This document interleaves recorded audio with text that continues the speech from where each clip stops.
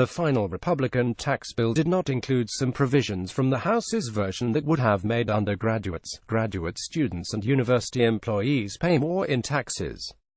But it included a new tax on the university endowments of private colleges and universities with at least 500 students and with assets valued at $500,000 per full-time student. This 1.4% tax on investment income will affect roughly 35 institutions, including Ivy League universities Harvard, Yale and Princeton. Higher education advocates are not happy with the new tax.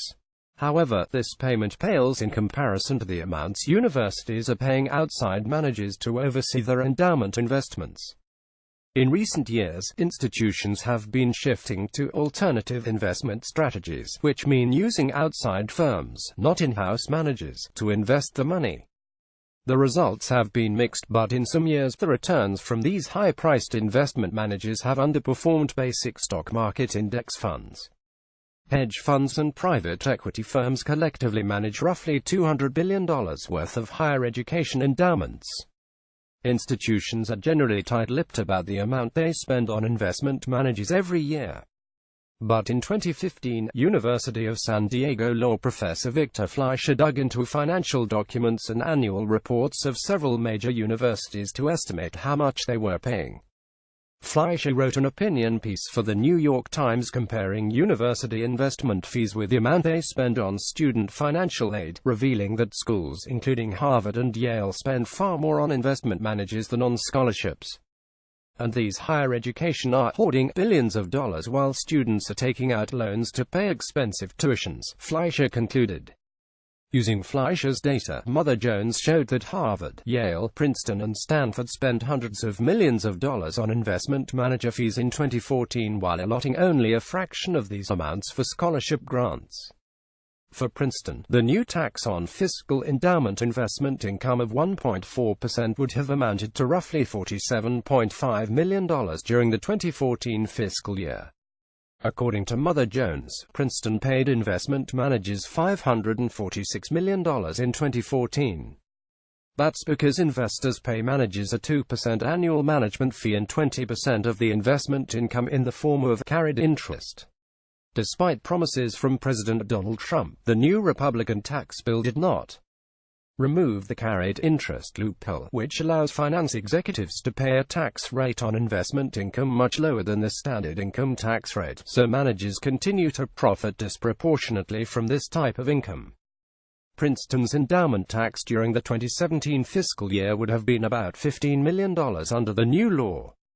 In 2014, Harvard paid investment managers $956 million, and the new endowment tax on its fiscal year 2014 income would have been roughly $21.5 million. Universities spent $243 million on scholarships in 2012. For investment income during the fiscal year 2017, the endowment tax would have been about $25 million. Harvard University's main campus photo, Darren McAllister, newsmakers Harvard is largely abandoning its internal investment platform, the Harvard Management Company. HMC Investments lost nearly $2 billion in FY 2016, and made 8.1% in FY 2017, which the Harvard Crimson reports was the worst return rate out of almost 20 institutional investors that, as of September 2017, had released the figures. HMC CEO N.P. Narvekar wrote in the fiscal year 2017 report, "Our performance is disappointing and not where it needs to be. The endowment's returns are a symptom of deep structural problems at HMC and the resultant significant issues in the portfolio." Narvekar went on to explain why Harvard is willing to pay hundreds of millions of dollars to outside investment managers every year. While internal management generally generates lower fees and expenses, today's market landscape makes it ever more difficult to attract and retain top portfolio managers. However, Wall Street management of endowments and public pension funds has seen its fair share of criticism. In fiscal year of 2016, according to the National Association of College and University Business Officers, university endowments around the nation saw an average return of -1.9%. But in 2016, the Dow Jones Industrial Average grew by almost 5%. In the year before, colleges and universities paid hedge funds $2.5 billion in fees to manage their assets.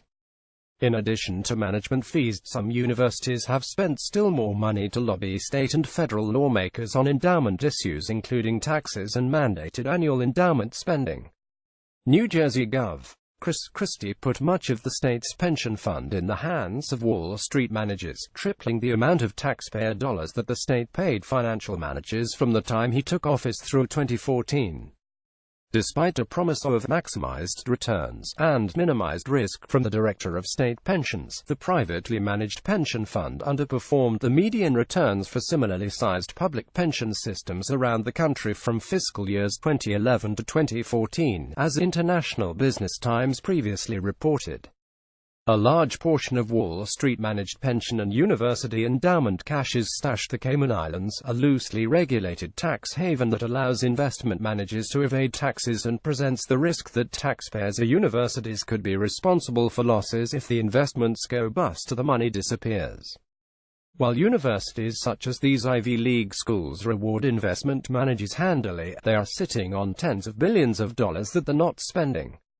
Fleischer argued that universities, which as non-profits don't pay corporate income taxes, should be required to spend at least 8% of their endowments each year.